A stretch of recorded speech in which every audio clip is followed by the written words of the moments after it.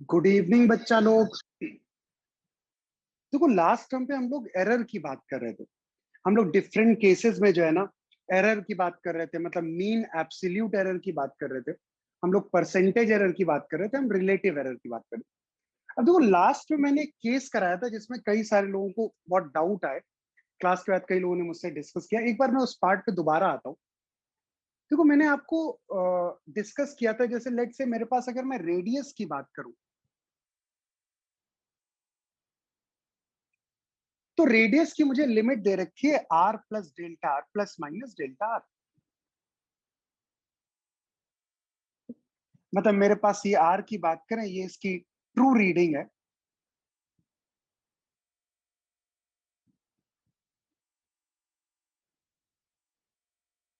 और अब मैं इसकी बात करूं तो ये इसकी मीन एब्सोल्यूट एरर है। ट्रू रीडिंग मतलब वही मीन वैल्यू जो आपका, ये मीन एब्सोल्यूट है। अब देखो इसके लिए हमने बताया था आपको सरफेस एरिया में हमें एरर फाइंड आउट करनी थी कि अगर इसके सरफेस एरिया को हम मेजर करते हैं तो उसमें कितनी एरर होगी। एक मेथड मैंने आपको बताया था। तो अगर मैं इसके सरफेस एरिया की बात करूं तो सरफेस एरिया क्या होगा, 4 पाई आर स्क्वायर। एरर का मतलब होता है इसे डिफ्रेंशिएट करना। मतलब एरर क्या होता है, हम अगर इसको डी एस लिख दें, this is 4 pi T of R square, तो ये डीएस है, इसी को हम लोग डेल्टा एस बोल देते हैं। देखो इसको डी और डेल्टा इसलिए लिख देते हैं क्योंकि यहां पर जो एरर होती है वो तो स्मॉल होती है। तो इसलिए जब स्मॉल है तो स्मॉल आपको हर जगह मैंने बोला, जब भी डेल्टा, अगर ये डेल्टा स्मॉल है, मतलब ये डेल्टा एक्स है और मुझे दिया हुआ है delta x very very small है, तो इसी डेल्टा एक्स को हम लोग क्या लिखते हैं, नियरली ये डीएस के बराबर हो जाता है। बात क्लियर है ना, ये सब मैं समझा चुका हूं आप लोगों को। तो वही डेल्टा एस मैंने यहां पर लिखा। अब देखो इज इक्वल टू 4 पाई। अब देखो इसका कोई फॉर्मूला हमें पता है, देखो हमें पता है अगर हम आर स्क्वायर को डिफ्रेंशिएट करें विद रिस्पेक्ट टू आर तो बताओ ये क्या हो जाएगा। तो ये आपके पास होगा, इसका फॉर्मूला होता है एन इंटू एक्स की power N minus one, two into R की पावर टू माइनस वन। तो अगर मैं बात करूं डी आर स्क्वायर, बताओ क्या हो जाएगा। बताओ टू आर डी आर, और डी आर को ही हम लोग डेल्टा आर लिख देते हैं, तो this is two R into delta R. बताओ डी आर स्क्वायर को हम लोग ऐसे लिख सकते हैं। तो यही तो मैंने इसे लिख दिया था, two R into delta R. तो बताओ error in measurement of surface area, बताओ क्या हो जाएगा, 4 pi R into delta R. अब डेल्टा आर मुझे पता है, तो दिस इज द एरर, या इसको मैं लू mean absolute error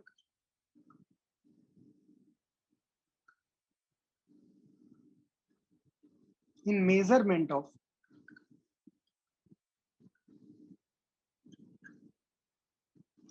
surface area. बात क्लियर सभी को। ये एक मेथड है आपके पास, इसमें अब क्लियर होगा सभी लोग। अब देखो इसको एक और मेथड से मैं आपको समझाता हूं। देखो दूसरा यहाँ पर बेटा 4 इंटू 2 8 है, 8 पाई आर, करेक्शन कर लिया ठीक। 4 ये हुआ, एक ये हुआ, 8 पाई आर ठीक। अब नहीं तो बेटा ध्यान दो, अब इसी को देखो दूसरा मेरे पास लॉग वाला मेथड, बेटा अभी नोट करना बंद करो जाओ। अब बताओ यहां पर देखा जाए सब आपके पास प्रोडक्ट में दिए हुए हैं, सब मल्टीप्लाई में है, और हमें अगर इनको एडिशन में लाना है तो दोनों तरफ लॉग ले लें। मैंने आपको स्टैंडर्ड मेथड समझाया था। तो बताओ अगर दोनों तरफ लॉग ले लें तो बताओ log E s is equal to log e. बताओ इस पूरे को हमें लॉग लेना है। अब बताओ 4 पाई एक पूरा टर्म है, इसको तो बताओ इसको लिख सकते हैं प्रोडक्ट रूल के हिसाब से। बताओ इसे 4 पाई कह देंगे, और प्लस का लॉग ऑफ आर स्क्वायर है तो 2 बाहर आ जाएगा। अब थोड़ा सा डायरेक्ट लिखेंगे यार। अब बताओ डिफ्रेंशिएट करने जाएंगे, D of log E S. अब बताओ जब इसका डिफ्रेंशिएट करेंगे तो बताओ ये तो 4 पाई एक कांस्टेंट है ना भाई, 4 पाई में तो कोई एरर हो ही नहीं सकती ना, वो हम मेजर तो क्या कर रहे हैं। तो इसका जब डेरिवेटिव लेंगे तो बताओ ये क्या हो जाएगा, जीरो, क्योंकि ये कांस्टेंट नंबर है। और प्लस का 2 times of D of log E R. अब बताओ, आपको पता है D by D x of log E S, बताओ ये क्या होता है, 1/x होता है। तो D of log E X is equal to D x upon X. तो बताओ इसको अगर मैं लिखूं तो ये हमारे पास क्या होगा, D S upon S is equal to, ये तो जीरो ही हो गया, बताओ 2 इंटू ये कितना आ जाएगा आपके पास, this is d are upon r. तो अगर बताओ यहाँ पे अगर मैं बात करूं, ध्यान से देखिए बेटा सभी लोग, अगर मैं यहां लिख देता हूं तो बताओ ds की वैल्यू क्या हो जाएगी, 2 into S D are upon R. बताओ ds को ही हम लोग लिख देते हैं, मेरे पास मैं यहां लिख दे रहा हूं, ds क्या हो जाएगा, delta S 2 into by R, S होता है 4 pi r² into delta are.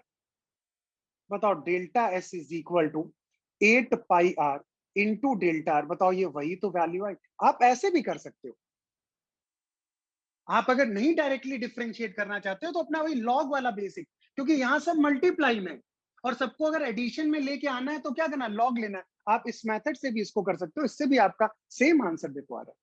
मेरी बात से सब, बस एक फॉर्मूला बेटा सभी लोग ध्यान रखो कि जब लॉग लेते हैं तो D by D x of log x क्या होता है, 1/x। क्लियर, नोट करिए बेटा ये भी मेथड। देखिए मेरी तरफ बेटा ध्यान दीजिए सभी लोग, देखो s is equal to 4 pi r, third method से मैं इस बात को जस्टिफाई कर रहा हूं, s is equal to 4 r²। तो अगर मैं यहां पर s प्लस डेल्टा s करूं तो ये हो जाएगा 4 पाई r की जगह r प्लस डेल्टा r का होल स्क्वायर आ जाएगा, कोई समस्या नहीं होगी इसमें। अब बताओ अगर ऐसा है तो हम इस s प्लस डेल्टा s की बात करें, बताओ यहां पर 4 पाई, एक r बाहर ले लेते हैं तो स्क्वायर बाहर आ जाएगा, ये बताओ 1 plus delta R upon R का होल स्क्वायर।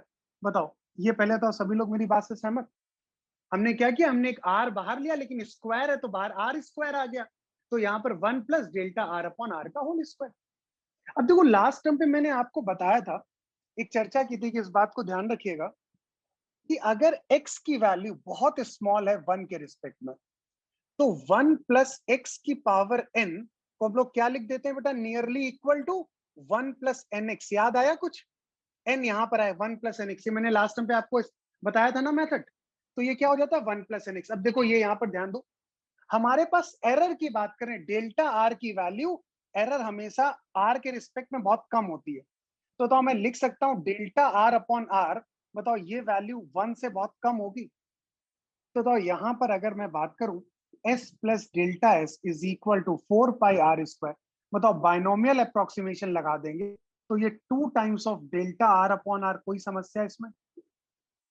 s की वैल्यू हो जाएगी 4 pi r² plus delta S, इसको मल्टीप्लाई करते हैं 4 पाई r² प्लस का 4 pi r² into 2 into delta R upon R. बताओ ये कैंसिल आउट हो गया, बताओ डेल्टा एस की वैल्यू ये आर से आर, बताओ सेम आंसर आ रहा है। ये भी मेथड है, बट यार मैं हर मैक्सिमम केसेस में कौन सा मेथड यूज करूंगा, ये लॉग वाला यार बहुत परफेक्ट मेथड, हमेशा इसी को की हेल्प लिया करेंगे। क्लियर, नोट कर लीजिए। अब सभी लोग बेटा वॉल्यूम की बात करते हैं, सभी लोग लॉग वाले मेथड से वॉल्यूम में एरर कैलकुलेट करिए क्विकली। आपको फाइंड आउट करना है error in measurement of volume.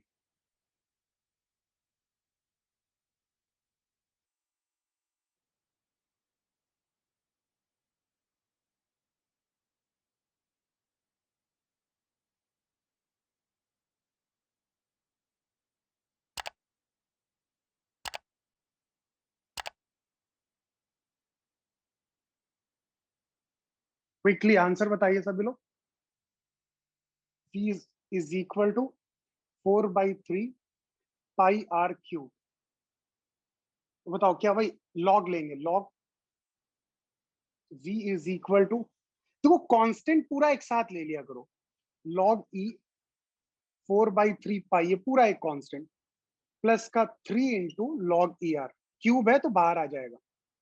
Differentiate करते हैं d of log E V बेटा ये कांस्टेंट है, उसका डेरिवेटिव 0 प्लस का 3 टाइम्स ऑफ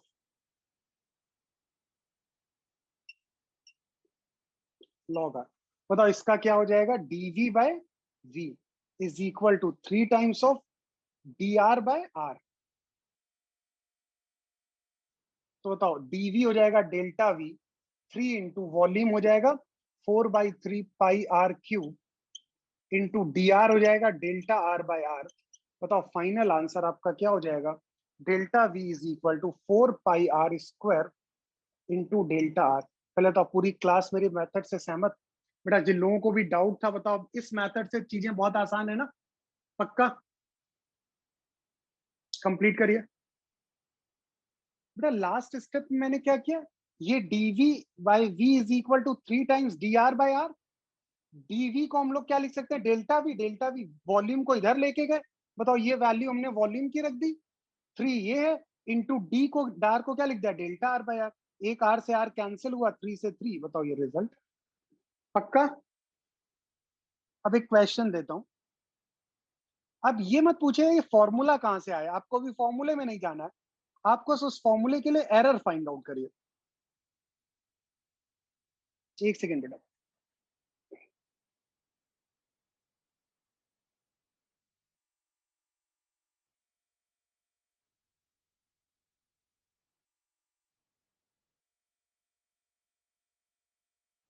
हाँ एग्जाम्पल 3 एंड एग्जाम्पल 4 आपको करना है।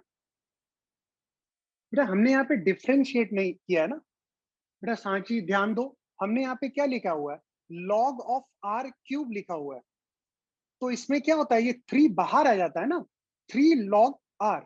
हमने डिफ्रेंशिएट तो नहीं किया है, अभी तो हमने सिर्फ यहाँ पर लॉग लिया इस वाले एक्सप्रेशन। डिफ्रेंशिएशन तो इस स्टेप में किया है।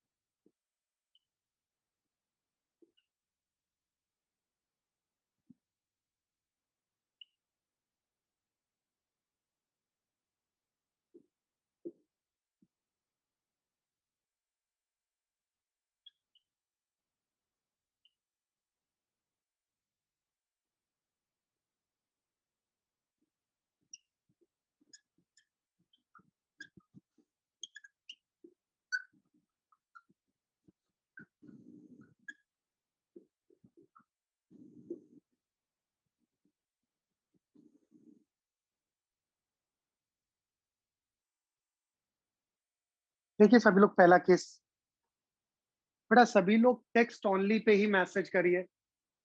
देखिए कई लोगों ने मुझे आंसर दे दिया, मैं तब ध्यान दो। देखो ये लिखा हुआ t इज इक्वल टू 2 पाए,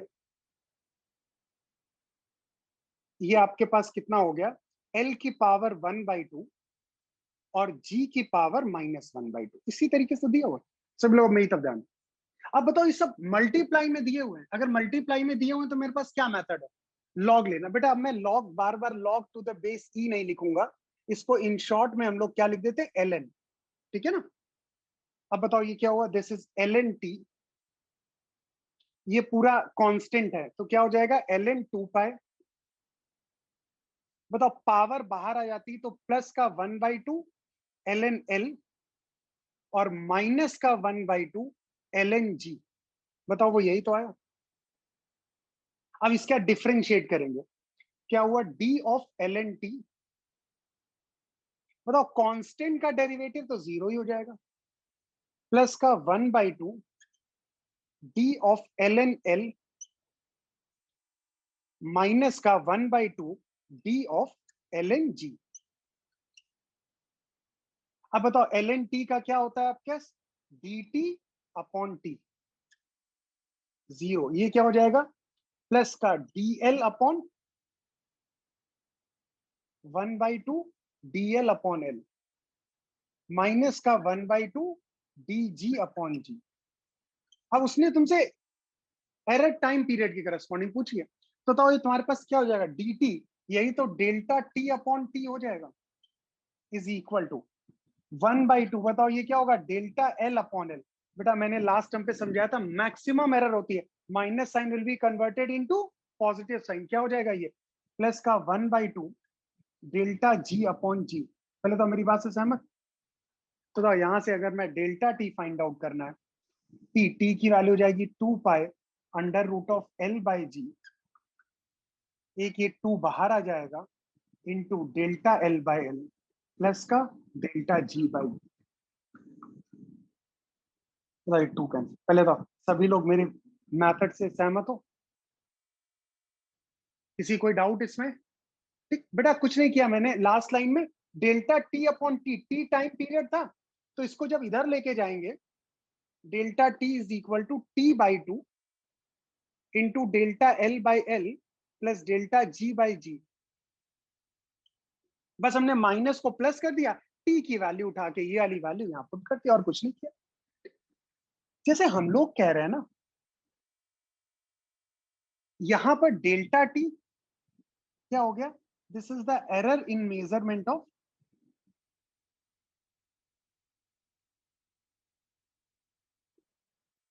टी। यहां पर डेल्टा एल क्या हो गया, this is the error in measurement of length. ये टाइम पीरियड हो गया और ये लेंथ हो गया, और यहां पर delta g this is the error in measurement of g. तो अगर ये एरर है, ये एरर है, तो यहां पर ये जो डेल्टा टी आ रहा होगा मीन एब्सोल्यूट एरर आ होगा। अगर मैं एरर की जगह बोलूं कि डेल्टा टी हमारे पास डेल्टा एल है, एरर नहीं दिया हुआ है, ये एक्यूरेसी दिया हुआ है, डेल्टा जी आपके पास एक्यूरेसी दिया हुआ है। तो इसके लिए एक्यूरेसी का कोई अलग फॉर्मूला नहीं होता है। अगर तुम इसको एक्यूरेसी बोल रहे हो, इसको एक्यूरेसी बोल रहे हो, तो बताओ यहाँ पर जो डेल्टा टी आएगा वो आपके पास क्या हुआ, वो एक्यूरेसी हुआ। देखो एक्यूरेसी और एरर एक ही बात है। किस तरीके, देखो जैसे यहां पर ये ट्रू रीडिंग है, ये ट्रू वैल्यू है, ये यहां पर आपकी मेजर्ड वैल्यू है।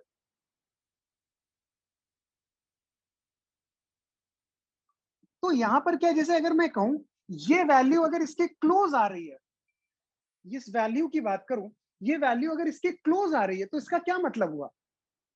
अगर ये वैल्यू इसके क्लोज आ रही है तो हम कहते हैं कि यहां पर एरर डिक्रीज कर रही है। यहां पर अगर मैं एरर की बात करूं तो एरर यहां पर डिक्रीजेस,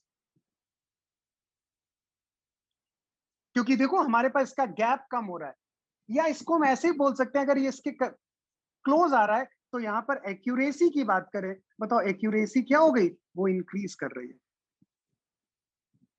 तो एरर डिक्रीज करेगी तो वहां पर एक्यूरेसी इंक्रीज कर रही होगी। तो बेसिकली अगर मैं कहूं ये डेल्टा जी एक्यूरेसी की बात कर रहा हूं, तो ये डेल्टा एल भी एक्यूरेसी हो जाएगा। तो यहाँ पे आंसर आ जाएगा, वो क्या हो जाएगा, वो एक्यूरेसी का होगा। और अगर यहाँ पर आपने एरर की वैल्यूज रखी है, तो बताओ ये आपके पास क्या होगा, ये आपके पास क्या होगा, इसकी वैल्यू की बात करें तो ये आपके पास एक्यूरेसी होगा। मेरी बात से सभी लोग, बेटा जी की वैल्यू जो होती है आपके पास, अगर मैं बात करूं तो जी की जो वैल्यू ये 9.8 है, ये तो एक एवरेज वैल्यू होती है। कोई आप अलग अलग जगह पे जाओगे, आप पोल्स पे जाओगे जी की वैल्यू कुछ और मिलेगी, आप इक्वेटर के पास जाओगे वहां पे जी की वैल्यू कुछ और मिलेगी, आप सी लेवल पे जाओगे वहां पे कुछ और वैल्यू मिलेगी। तो ये वैल्यू तो हमने मेजर की है, तो इसकी कोई ये थोड़ी है कि 9.8 इसकी बिल्कुल ट्रू वैल्यू है। तो हम लोग जब इसको जिस एक्सपेरिमेंट से मेजर करते हैं, तो उस एक्सपेरिमेंट में एरर दी जाती है कि अगर ये 9.8 है तो इसमें कितनी एरर है। ठीक है ना। चलिए अब बेटा आप लोग जो है ना, अब ये सभी लोगों को क्लियर हो गया ना, एक्यूरेसी और एरर एक ही बात है। अगर एक्सप्रेशन आपका एरर में है तो ये एरर होगी, एक्सप्रेशन अगर एक्यूरेसी में है तो ये आपके एक्यूरेसी होगी। अब जब क्वेश्चन पे आइए सभी लोग, क्वेश्चन नंबर 10 चेक करिए बाकी सभी लोग क्या आंसर आ रहा है इस केस में। देखो मेरे पास दिया हुआ t is equal to time period 2 pi under root l by g. सब लोग ध्यान दीजिएगा, दिया हुआ measured value of l is 20 centimetre, known to 1 millimetre accuracy.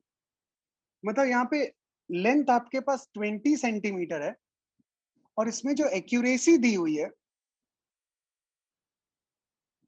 मतलब इसे हम डेल्टा एल लिख लें, वो आपके पास कितनी है 1 mm दी है, मतलब 0.1 सेंटीमीटर। ओके, अब देखो यहां पर जी की हमें बात करनी, जी में, और टाइम पीरियड आपके पास कितना है 1 सेकेंड रिजोल्यूशन दिया हुआ है, मतलब एक तरीके से लीस्ट काउंट आपके पास 1 सेकेंड है,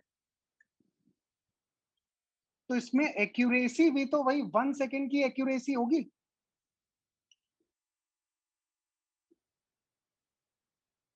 इसमें भी मतलब डेल्टा टी आपके पास 1 सेकेंड हुआ। अब क्या समझ रहे हैं, ये क्या होता है, T is the time period for 1 revolution या 1 ऑसिलेशन।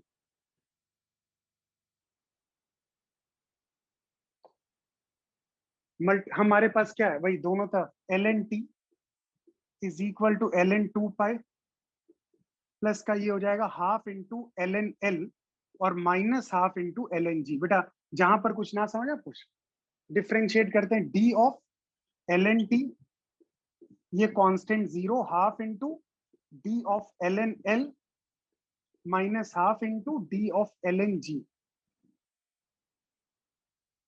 ये आ गया आपका, सब मैं डायरेक्ट लिख रहा हूं, delta T by d is equal to half into delta l by l minus का half into delta g by g. अभी बेटा माइनस प्लस नहीं करते, सबसे लास्ट स्टेप में माइनस प्लस करते हैं। हमें ये कैलकुलेट करना, तो half delta ji upon ji is equal to क्या होगा, half into delta l by l minus का डेल्टा टी बाई टी। बताओ यहां से delta G upon ji is equal to delta L upon L minus का 2 into delta T by T. अब ये maximum error find out करनी है, तो अब मैं यहां पर माइनस को प्लस कर दूंगा। ठीक, अब ध्यान देना, हमें error in measurement of delta G, percentage error चाहिए क्या, एक्यूरेसी हमें परसेंटेज में चाहिए, तो बताओ परसेंटेज में चाहिए, तो बताओ ये आपके पास कितना हो गया, delta ji upon G into 100 is equal to delta L upon L into 100 plus 2 times of delta T upon T into 100। ठीक, परसेंटेज में आ जाएगा। चलिए यहाँ पे डेल्टा एल कितना है 1 centimetre, 1 millimetre 0.1 centimetre upon 20 centimetre into 100 plus, बताओ 2 times of delta T. अब बस यहीं पे लोगों का गलत हो गया, जब ये एग्जाम में आया ना 2000, कई लोगों ने गलत कर दिया एक आसान सा क्वेश्चन।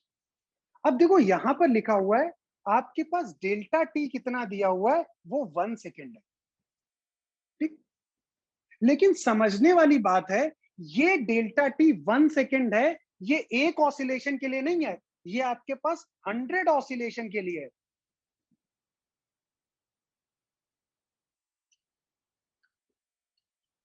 तो अगर मुझे यहां पर एक्यूरेसी की बात करनी है, एक्यूरेसी फॉर 100, सॉरी 1 ऑसिलेशन, एक ऑसिलेशन के लिए एक्यूरेसी कितनी होगी, तो वो 1 सेकेंड नहीं होगी, 1/100 होगी। एक सेकेंड तो 100 ऑसिलेशन के लिए है। अगर मैं एक ऑसिलेशन की बात करूं, तो एक ऑसिलेशन के लिए क्या होगा 1/100। तो बताओ यहां पर जब मैं डेल्टा टी की बात रखूंगा, तो वो क्या होगा 1/100। बताओ टी की वैल्यू, तुमने जो टाइम मेजर किया वो 90 सेकेंड था, टाइम कितना था बेटा 90 सेकेंड, लेकिन 90 सेकेंड किसका टाइम था 100 ऑसिलेशन का, तो एक ऑसिलेशन का कितना होगा 90/100 और इंटू 100 ये आपके पास है। अब यहां पर ये 100 और 100 कैंसिल आउट हो जाएगा, ये आपके पास बताओ कितना आ जाएगा, यहां पे लिखता हूं मैं delta G upon G into 100, ये आपके पास क्या हो जाएगा 10/20, ये 0.5 आ जाएगा आपके पास। और क्या बचा आपके पास, ये आपके पास आ जाएगा अल्टीमेट 1/90, 2/90 इंटू 100, 200/90, ये आपका बताओ ये कितना आ रहा है बेटा? ये आपका 2.2, बताओ 2.7% जैसा ये आएगा कुछ आपके अंदर। तो सभी को बात पूरी तरीके से क्लियर है? देखो मैंने बेटा, मैं क्या कहता हूँ आपसे, आंसर्स इंपॉर्टेंट नहीं है यहाँ पे। जो इंपॉर्टेंट बात है वो इंपॉर्टेंट बात बताओ क्या है इस केस में, अगर मैं बात करूं वो इंपॉर्टेंट यहाँ पर ये है कि आपको ये समझ में आना चाहिए कि आखिर हम लोग जो क्वेश्चन सॉल्व करें कंसेप्ट कैसे लगाना है। नोट करिए बेटा, ये 2017 का क्वेश्चन है।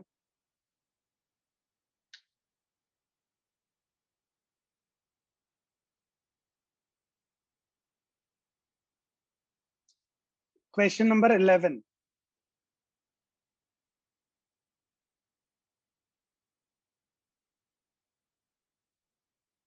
देखो मेरे पास अगर बात करें,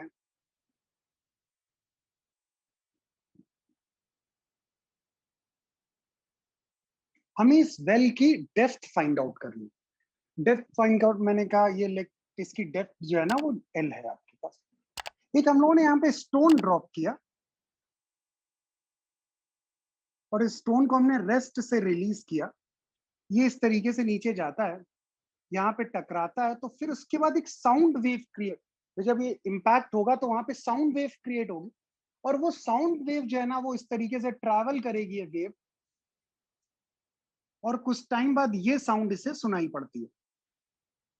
अब बताओ टोटल टाइम की बात करें, मेरी तरफ ध्यान देना, पहले ये मेरे पास क्या है, ए से बी। बेटा आप मेरी तरफ सभी लोग ध्यान दो, ए से बी की बात करें तो ए से बी में अगर मैं देखूं, ये बताओ मोशन कैसा है, this is the motion under gravity है।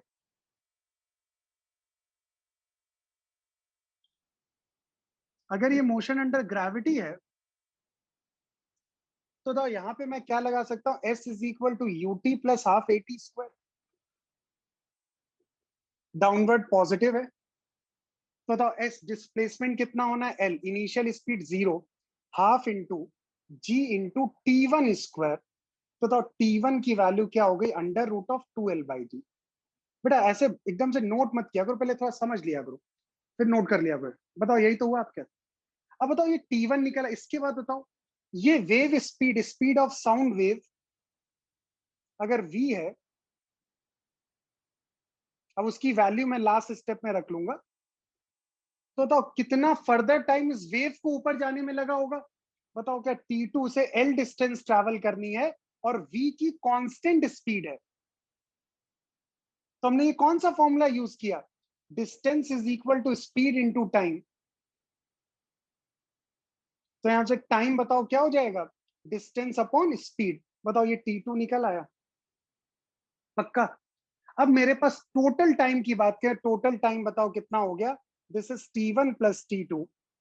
ये T की वैल्यू हो गई अंडर रूट ऑफ 2l/g और प्लस का l/v।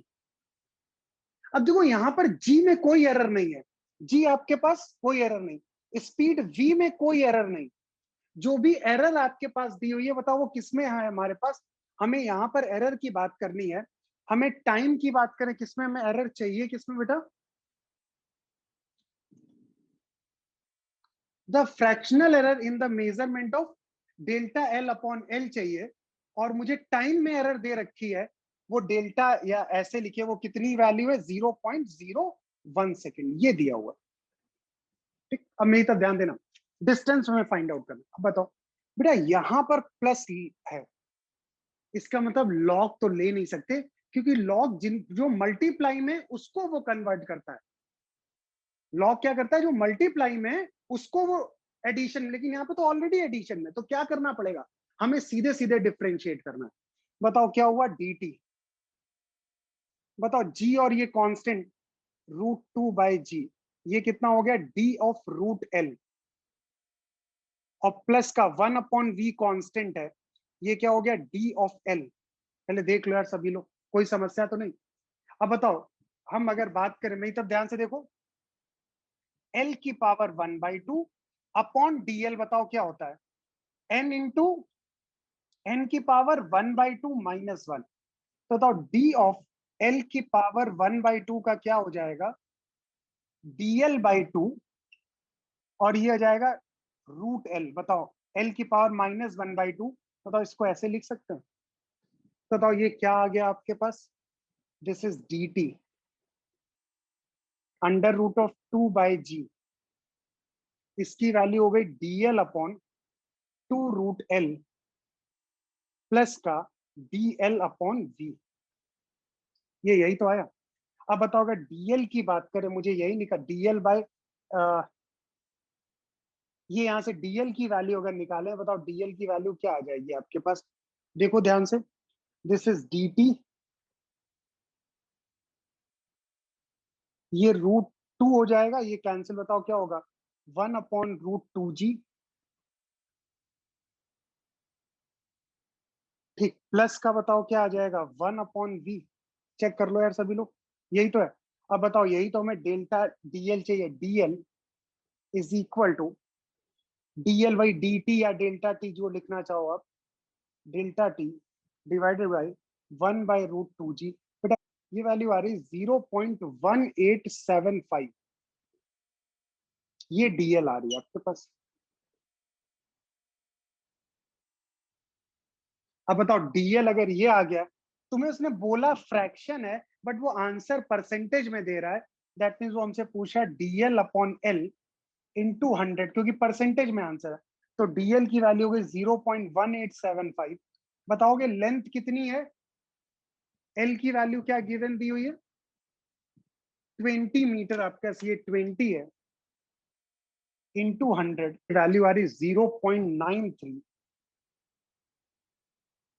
तो अगर मुझे राउंड ऑफ कर दूं तो अप्रोक्सीमेटली 1% जैसा आ रहा है।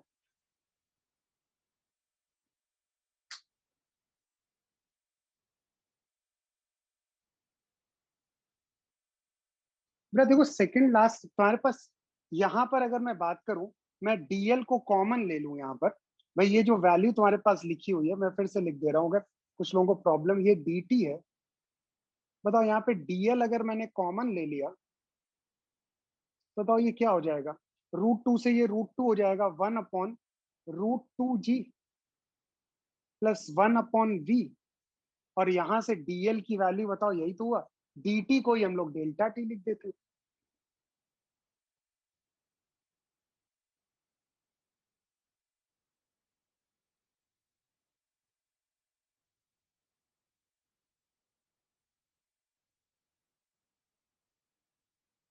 यार देखो सभी लोग मेरी तरफ ध्यान दीजिए, कुछ लोगों को इसमें प्रॉब्लम आ रही है। हमारे पास एरर की जब बात करते तो हम पहले अपना एक्सप्रेशन बनाते। उसने हमसे कहा कि हमने एक स्टोन को ड्रॉप किया, तो हमें कितनी देर बाद यहाँ पे साउंड सुनाई पड़ेगी। तो पहले तो ये टाइम हुआ जितने टाइम में स्टोन यहाँ पर हिट किया। तो ये मोशन अंडर ग्रेविटी था, s is equal to ut plus half at square लगाया।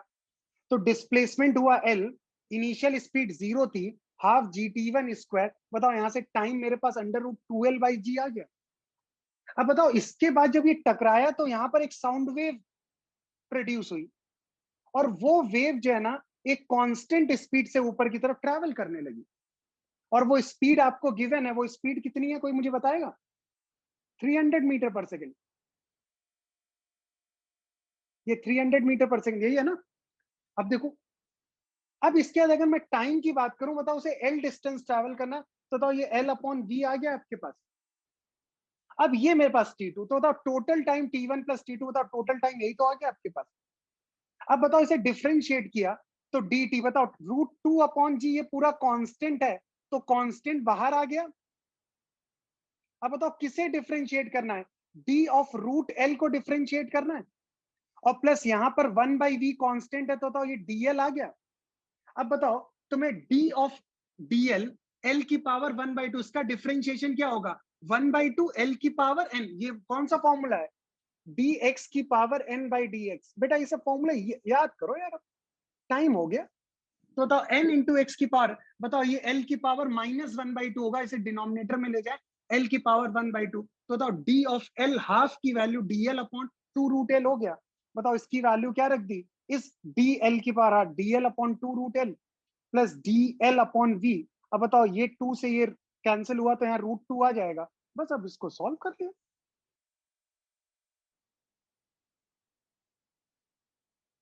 अच्छा ये एक रूट एल, ये छूट गया। ये तो आप लोगों ने रखी ली है, हर जगह पे ये छूट गया। ये बेटा एक रूट एल शायद √2GL, √2GL वो है, ठीक है ना। मैंने तो केस सभी को क्लियर। अब देखो इसमें बहुत सारे लोगों ने एक इशू आया लोगों को कि सर ये प्रिसीजन और क्या होता है आपके पास एक्यूरेसी इस पे। अच्छा उसके पहले जो एक क्वेश्चन मैं दे रहा हूं आपको, एक कंसेप्ट और बताता हूं फिर हम लोग आगे बढ़ते हैं। मैं एक क्वेश्चन दे रहा हूं आपको, देखिए क्वेश्चन पूछने के मेथड पे ध्यान। बेटा सब लोग एरर इन ग्राफ्स आपको मिला, इस पे सभी लोग मोस्ट इंपॉर्टेंट टिक करिए। क्वेश्चन को समझाता हूं आपको, एक्सप्लेन करता हूं क्या क्वेश्चन करता हूं। मेरे पास एक ग्राफ दिया हुआ है, बेटा नोट करना सभी लोग बंद कर दिए। ग्राफ दिया हुआ और ये ग्राफ कुछ इस तरीके से ऐसे ग्राफ दिया, ये u ऑब्जेक्ट डिस्टेंस है,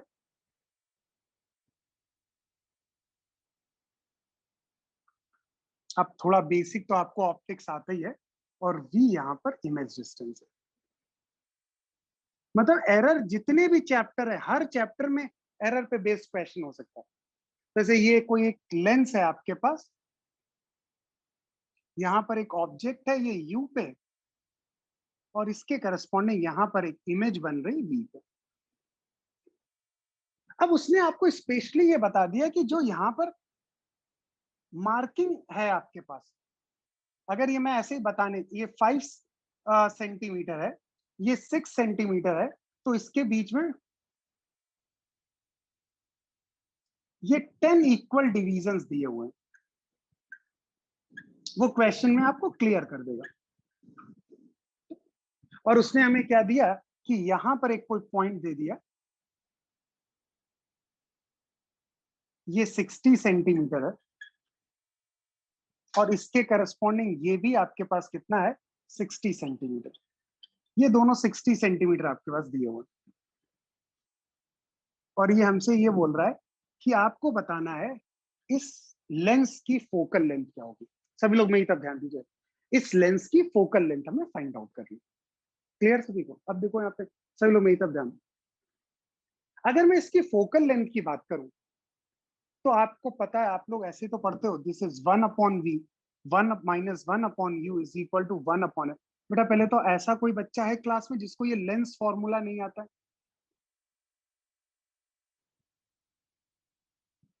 हाँ ये तो सभी लोगों को आता है ना, क्लियर ठीक।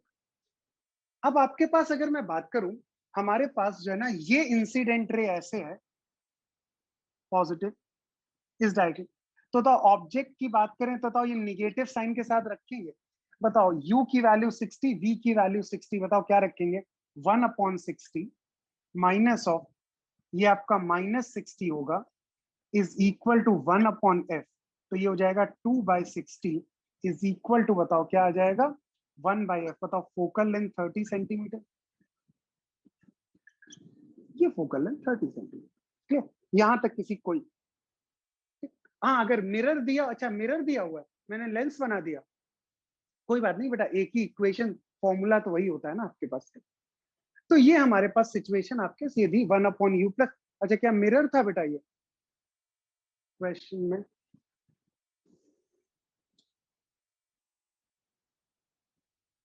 चलिए वो मिरर था, हमने ये लेंस के करस्पॉन्डिंग सॉल्व कर लिया, कोई फर्क नहीं पड़ता। ठीक, ये आपके पास f इज इक्वल टू 30। अब इसमें पूछा गया है, बेटा कोई फर्क नहीं पड़ता, टेंशन में है, ये नया क्वेश्चन है आपके, मैंने इसे लेंस के लिए सॉल्व किया, वो वाला क्वेश्चन आप खुद सॉल्व करिएगा। ये f की वैल्यू 30 सेंटीमीटर आ गई। अब मुझे एरर फाइंड आउट करनी है। अब बताओ मेरे पास क्या फॉर्मूला है, 1/u माइनस नहीं 1/v minus 1/u is equal to 1/f। अब error find out.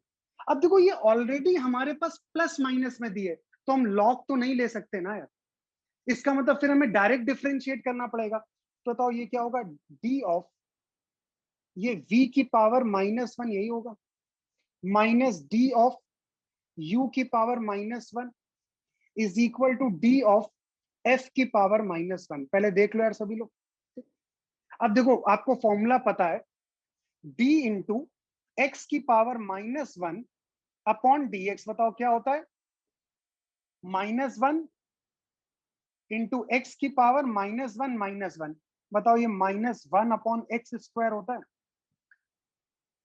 dx -1 upon dx। तो बताओ क्या हुआ, dx की पावर -1 का फॉर्मूला क्या हुआ, dx upon -dx upon X square. तो अगर मैं इसकी बात करूं तो ये फॉर्मूला क्या हो जाएगा, ये आएगा माइनस का dv upon V square, minus minus plus हो जाएगा, this is du upon U square, और ये हो जाएगा माइनस का df अपॉन एफ स्क्वायर। पहले तो मेरी बात से सभी लोग सहमत, तो यहां से df अपॉन एफ स्क्वायर की बात करें, df upon F square is equal to, ये आ जाएगा du अपॉन, सबको प्लस करना है, प्लस का dv अपॉन वी स्क्वायर। अब जरा ध्यान से देखो, यहां पर 10 इक्वल डिविजन्स हैं, यहां पर भी उसने दिया था, यहां पर भी कितने इक्वल डिविजन्स हैं, वो आप ग्राफ चेक करोगे तो आपको समझ में आएगा, यहां पर भी 10 इक्वल डिविजन्स है। इसका मतलब इसकी लीस्ट काउंट बताओ कितनी हो गई, बताओ इसकी लीस्ट काउंट की बात करें, बताओ 0.1 सेंटीमीटर, मतलब ये पक्का रीडिंग जो है ना मीटर स्केल से होगी, और जो लीस्ट काउंट होती है वही तो मैक्सिमम पॉसिबल एरर होती है। तो बताओ अगर मैं इधर बात करूं, D F upon F square, focal length निकाल लिए 30, is equal to D U, कितनी हो गई 0.1, यू स्क्वायर 60 स्क्वायर प्लस 0.1, ये भी कितना हो गया 60 स्क्वायर। बात सभी को क्लियर। अब बताओ इसको अगर मैं डिवाइड करूं तो ये क्या आ जाएगा 4, ये कितना आ जाएगा 4।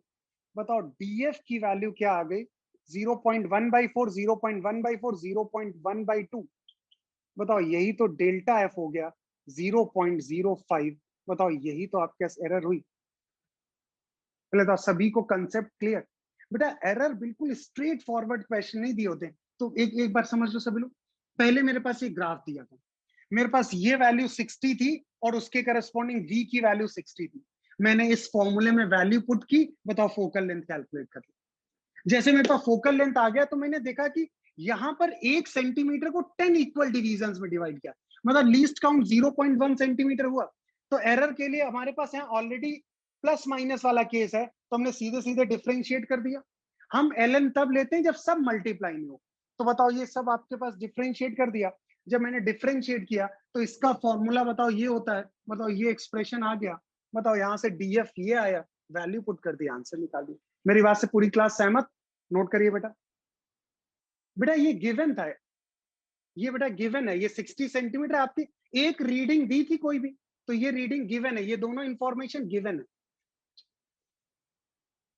बेटा मिरर फॉर्मूला लगाओगे तो मिरर फॉर्मूला में तुम्हारे पास प्लस होगा ना बीच में, मिरर में प्लस आता है ना।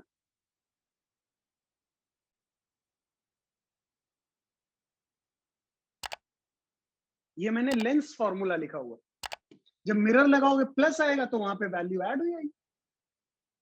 बेटा ये लीस्ट काउंट क्या होती है, जो मिनिमम रीडिंग है आपके पास। अब बताओ ये तुम्हारा 1 सेंटीमीटर, इसके 10 इक्वल डिविजन है, तो बताओ लीस्ट काउंट इसकी 0.1 ही तो हुई, और अगर ये लीस्ट काउंट है यही मैक्सिमम पॉसिबल एरर होती है। एक और क्वेश्चन करिए सभी लोग, स्क्रीन शेयर कर रहा हूं मैं।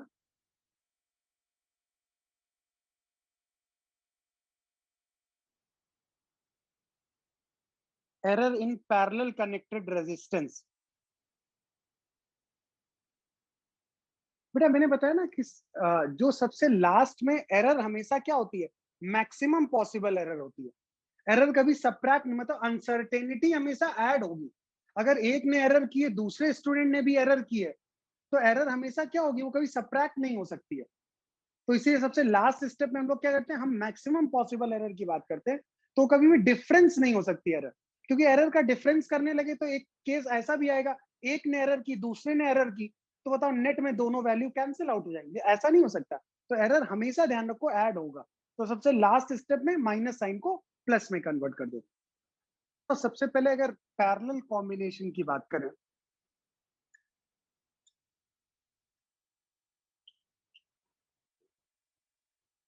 फॉर पैरेलल कॉम्बिनेशन अगर हम लोग बात करें, क्या हो जाएगा, 1/r equivalent is equal to 1/r1 plus 1/r2। तो बताओ ये कितना आ जाएगा, r इक्विवेलेंट 1/r1 3, 1/2/6, 3/6। तो बताओ क्या r इक्विवेलेंट 2 ओम आ गया।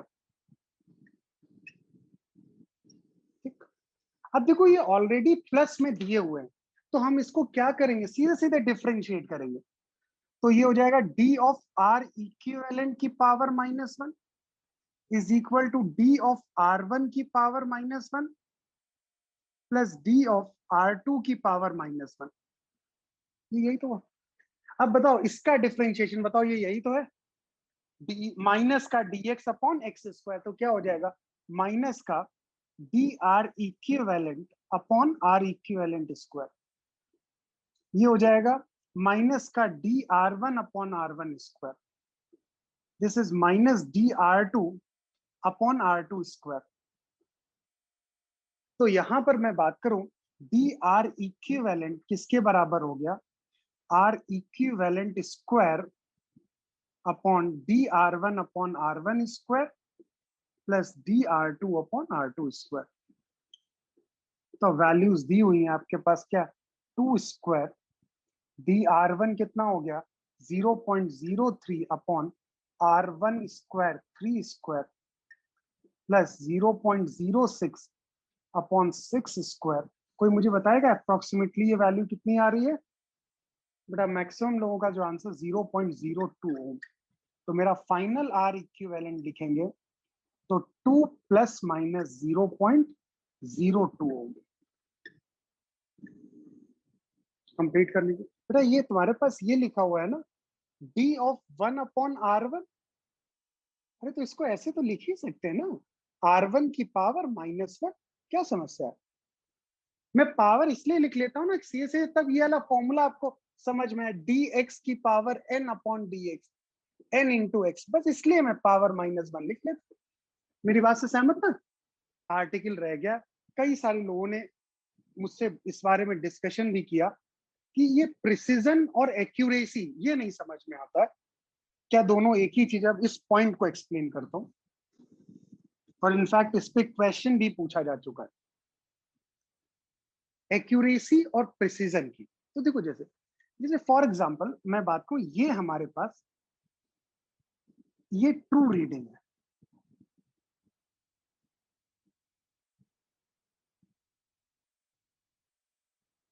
और मेरे पास मैंने कहा कहीं पर ये मेजर्ड रीडिंग है।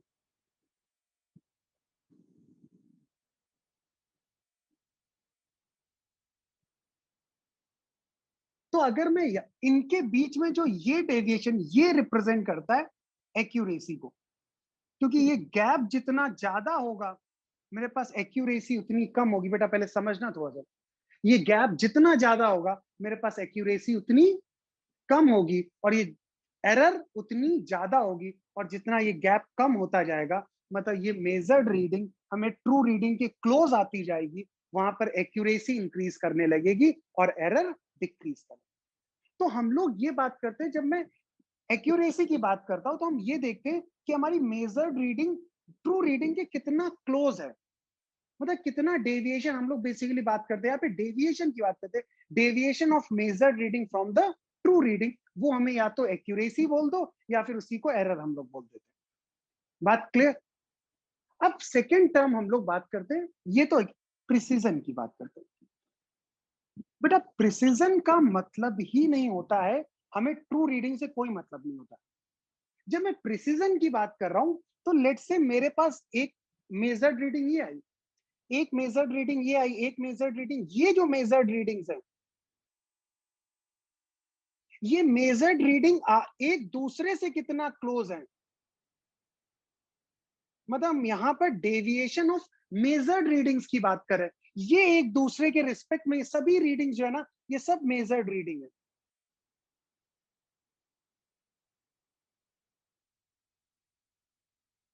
ये सारी मेजर्ड रीडिंग है। तो अगर मैं मेजर्ड रीडिंग के बीच के जो है ना गैप की बात करने लगूं, उनके बीच का गैप कितना है, उनके बीच का रिलेटिव सेपरेशन कितना है, तो वो किसकी बात होने लगती है? वो मेजर्ड रीडिंग की बात होने लगती है। सॉरी, वो किसकी? मेजर्ड रीडिंग के प्रिसीजन की बात होने लगती है। और इस प्रिसीजन का इसके साथ एक्यूरेसी से कोई लेना देना नहीं। देखो, जैसे मैं ही तब ध्यान दूं, मेरे पास कोई एक रीडिंग ले लेते हैं 4.368 सेंटीमीटर। ध्यान देना, ये मेरे पास जो है ना एक ट्रू रीडिंग है। लेट्स से, समझना समझ। अब ये ट्रू रीडिंग है, मैंने क्या किया, मैंने एक मीटर स्केल लिया। अब बताओ, मीटर स्केल की बात करें तो मीटर स्केल का प्रिसीजन क्या होता है? डेसिमल के सिंगल प्लेस तक बताओ, इसकी बात करें, ये 0.1 सेंटीमीटर। यही तो एक तरीके से आपके पास प्रिसीजन इसका कितना है? 0.1। ये इसका प्रिसीजन है कि इससे स्मॉल रीडिंग तो हो ही नहीं सकती। अब मैंने जब इस मीटर स्केल से बात की, तो मीटर स्केल के रिस्पेक्ट में मेरे पास जो रीडिंग आई वो कुछ 4.4 सेंटीमीटर आई। ये हमारी मेजर्ड रीडिंग हुई।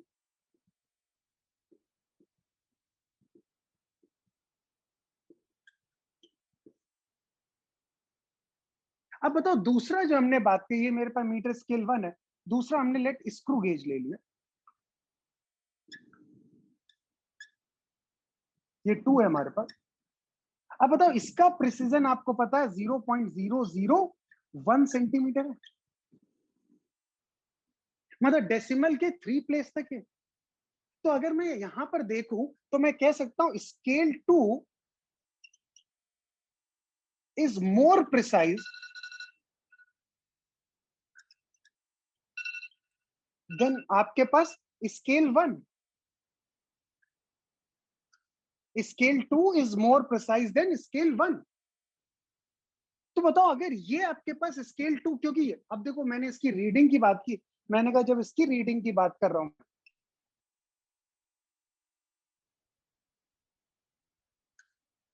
बताओ ये जो रीडिंग आई, ये आपके पास है 4.318 सेंटीमीटर नेट, ये reading I.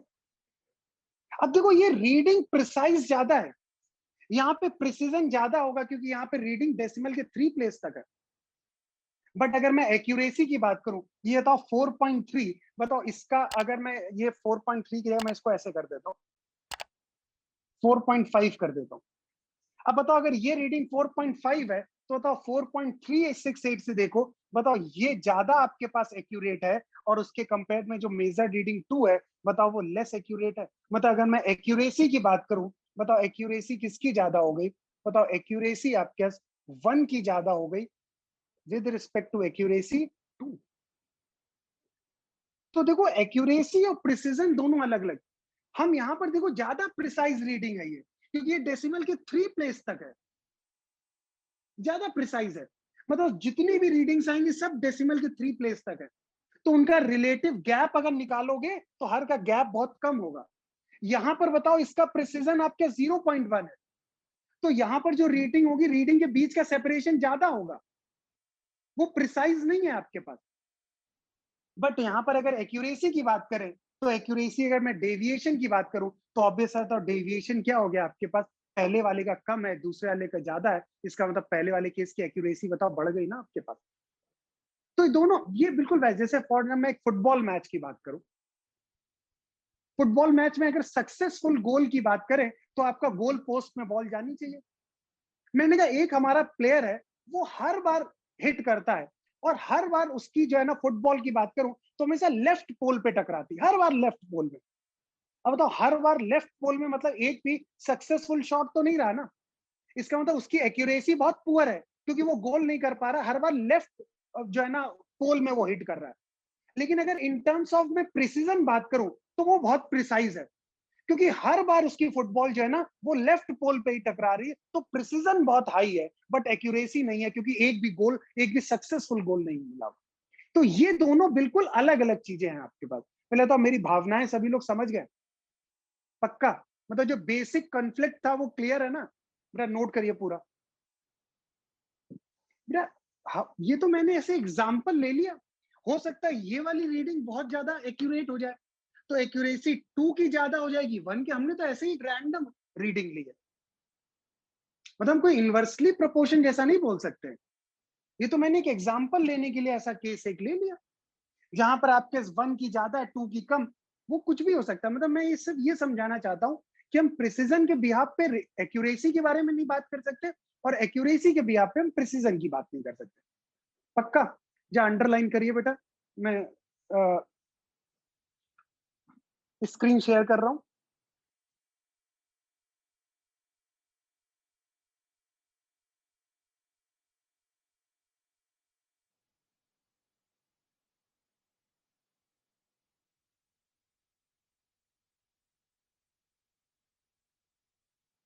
Accuracy and precision. Accuracy बेटा अंडरलाइन कर लीजिए सभी लोग। Accuracy is how close a measured value is to the actual value, या फिर इसे हम बोल सकते हैं ट्रू वैल्यू, ठीक है ना। प्रिसीजन देखो क्या, precision is how close the measured values are to each other. एक दूसरे के रिस्पेक्ट में वो कितना क्लोज है, हम उसकी बात करते हैं। ठीक। अब देखो सभी लोग जो एग्जांपल्स जो दिए उन पे ध्यान दो। देखो प्रिसीजन के जस्ट साइड में देखो एक डायग्राम है आपके, ये जो स्मॉल से सर्कल्स है ना, ब्लैक डॉट है, वो बेसिकली मेजर्ड रीडिंग है। अब देखो पहले वाले में देखो, वो मेजर्ड रीडिंग जो है ना, वो इनर सर्कल के अंदर लाई कर रही है, लेकिन देखो उनके बीच का सेपरेशन ज्यादा है, वो सब जो पॉइंट्स है वो दूर दूर है। अगर तुम राइट वाले डायग्राम को देखो तो वो रीडिंग जो है ना इनर सर्कल के बाहर है, बट वो सब रीडिंग जो है ना क्लोज है।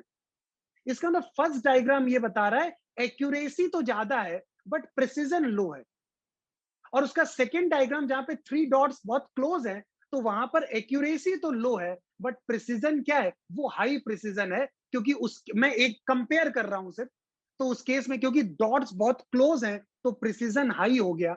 और बताओ वो इनर सर्कल के बाहर लाई कर रहे हैं, तो एक्यूरेसी ऑब्वियस सी बात क्या है, वो डिक्रीज कर गई होगी। बात सभी को क्लियर? अब देखो उसके नीचे कुछ 3 मैंने और डिफरेंट डायग्राम्स दिए हुए, एक बार जब उनको समझ लो, उसके नीचे मैंने हर जगह मेंशन भी किया कहां एक्यूरेसी ज्यादा है, कहां पर प्रिसीजन ज्यादा है। बात सभी को क्लियर? हाँ बताइए, फर्स्ट केस में बताइए मुझे क्या है। अब देखो फर्स्ट केस की बात करें, जो एक सेंटर पे जो है ब्लैक डॉट है, बताओ उसके रिस्पेक्ट में ये रीडिंग्स दूर हैं, और अगर उसके रिस्पेक्ट में ये रीडिंग्स दूर हैं, तो बताओ एक तरीके से मैं क्या बोल सकता हूं यहां पर, मैं यहां पर बोल सकता हूं कि यहां पर देखो सब बहुत क्लोज है, प्रिसीजन हाई है, बट एक्यूरेसी कम है, क्योंकि वो सर जो पॉइंट्स हैं वो उससे दूर हैं, अवे हैं आपके पास सेंट्रल पॉइंट से। सेकेंड वाले डायग्राम पे जरा ध्यान दीजिए। सेकेंड वाले डायग्राम में देखो सभी रीडिंग इनर सर्कल पे आ गई। अगर सभी रीडिंग इनर सर्कल्स पे आ गई, तो एक बात तो यहां पर क्लियर हो गई, इस केस की अगर हम बात करेंगे तो बताओ यहां पर एक्यूरेसी तो इंक्रीज हो गई, बट यहां पर प्रिसीजन की बात करें तो बताओ सभी के बीच में सेपरेशन ज्यादा है, तो बताओ यहां पर प्रिसीजन आपके पास कम हो गया, बट एक्यूरेसी बताओ यहां पर अल्टीमेटली इंक्रीज कर गई। मेरी बात से सहमत? लास्ट वाले केस में देखो, बताओ जो रीडिंग्स है वो इनर मोस्ट सर्कल के अंदर आ गई और सब बहुत क्लोज आ गई, बताओ यहाँ पे प्रिसीजन भी हाई हो गया। और यहाँ पर अगर मैं बात करूं एक्यूरेसी, बताओ एक्यूरेसी और प्रिसीजन दोनों चीजें बताओ यहाँ पर हाई है। पहले तो मेरी बात से सभी लोग सहमत हो? पक्का? तो ये हमारे पास एक बेसिक सा कंसेप्ट हो गया, जहां पर हम लोग एक्यूरेसी और प्रिसीजन की बात करते हैं। अब देखना, रुकना एक एक ग्राफ और दिया जाता है, मैं स्क्रीन रिमूव कर रहा हूं, इसमें ग्राफ और आपके पास दिया जाता है। जैसे मैंने कहा, ये मेरे पास मेजर्ड रीडिंग कुछ इस तरीके से ऐसे आ गई। ये जो है इसको हम बोलते हैं, this is the span of measured reading.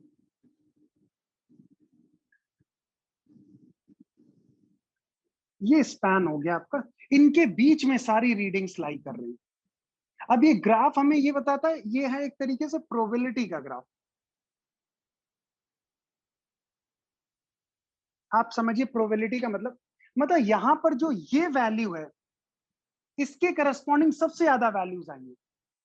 मैं यहां पर बात करूं, इसके करस्पॉन्डिंग कम वैल्यूज आएंगे। इसके करस्पॉन्डिंग और कम वैल्यू आई है, और ये जो वो पॉइंट है जिसके करस्पॉन्डिंग कोई वैल्यू नहीं आई आपके पास। तो ये हमारा एक ग्राफ हो गया। हमने किसका ग्राफ बना लिया? जितनी भी ये मेजर्ड रीडिंग है। अब हम लोग क्या कर लेते हैं, जो इसमें सेंट्रल लाइन होती है वो हमारे पास क्या होती है? वो मीन वैल्यू हो जाती है। मतलब ये हमारे पास एक तरीके से हम कह देते हैं this is the mean measured value.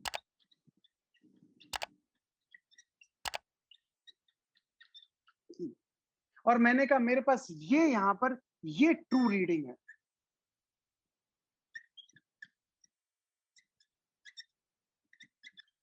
तो बताओ इन दोनों के बीच का जो ये गैप है, ये आपको क्या शो करता है?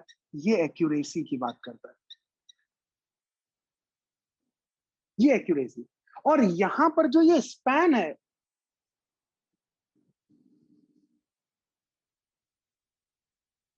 ये जो विड्थ ऑफ स्पैन की बात करें, ये स्पैन की विड्थ जितनी कम होगी, ये बताओ किससे रिलेटेड है? जितनी कम होगी, this is related to precision. मतलब उतना ही क्लोज रीडिंग आपके पास होगी। तो ये स्पैन जितना कम होता चला जाएगा, हम कहेंगे वहां पर प्रिसीजन उतना हाई है। और इन दोनों की लाइन के बीच का जो गैप होगा, वो किसको रिप्रेजेंट कर रहा होगा? वो एक्यूरेसी को रिप्रेजेंट कर रहा हो। ये ग्राफ बनाइए बेटा सभी लोग, और इस पे इंपॉर्टेंट टिक करेगा। मतलब ये ग्राफ आईआईटी में पूछा जा चुका है, इससे रिलेटेड एक क्वेश्चन।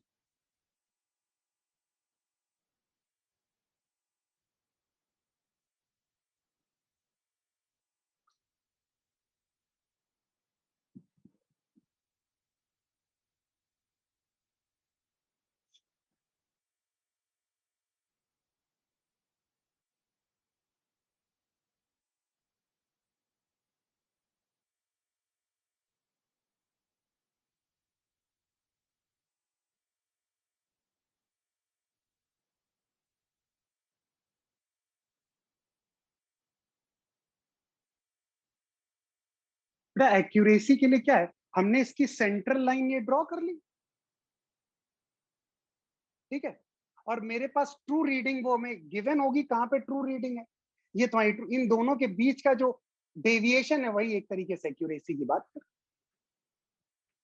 भाई मैं क्वेश्चन देता हूं, फिर आपको समझ में आएगा कि कैसे इस पे क्वेश्चन पूछे जाते हैं।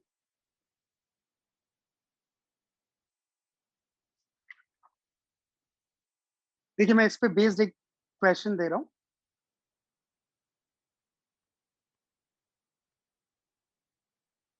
देखिए एक एग्जांपल दिया हुआ है, अटेम्प्ट करिए। और इस एग्जांपल पे बेटा मोस्ट इंपॉर्टेंट टिक करिएगा। ये जो डॉटेड लाइन दी हुई है, वही स्टैंडर्ड रीडिंग है आपके पास।